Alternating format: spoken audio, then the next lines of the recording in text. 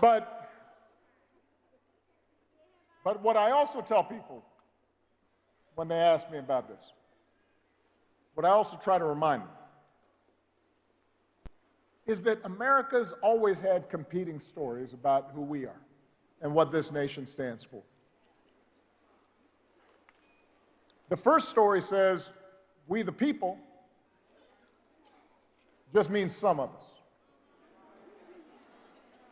That in order to qualify, you have to be the right color, or come from the right family, or worship in the right way, or have enough money. It says that even though we got rid of a king, there's still a caste system in America, a pecking order of who makes decisions and who obeys, who gets opportunity and who is obliged to serve. And it's a story that's policed by fear and force, that tries to convince people that for their group to win, another group has to lose. That if somebody doesn't look like you or think like you or practice religion exactly the same way you do, they must be a threat to your way of life, and they need to be put in their place. And that's how Donald Trump thinks about America. Make America great again by putting the people like him back in charge, even if they don't know what the hell they're doing. Now, but here's the thing. That story is not new. That's the oldest story in the book. It's not even uniquely American.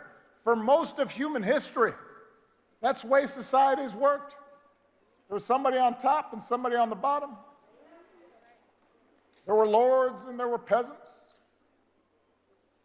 And for a long time, that story of caste and privilege and concentrated power, that was the law of the land here in America.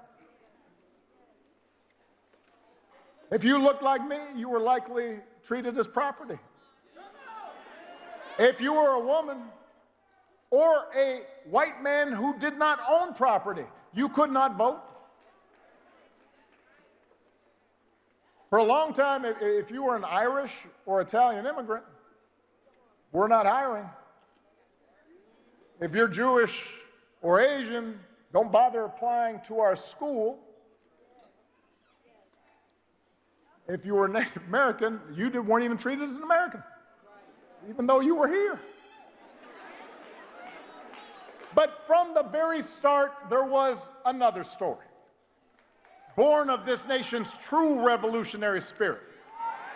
A story that says we the people means what it says, that all of us are included, that we are not subjects, we are citizens, defined not by race or religion or gender or sexual orientation, but by our commitment to a common creed and a willingness to accept not just the privileges, but the responsibilities that come with that citizenship.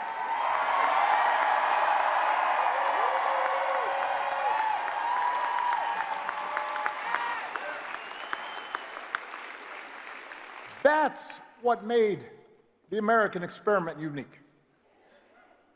That's what made us special.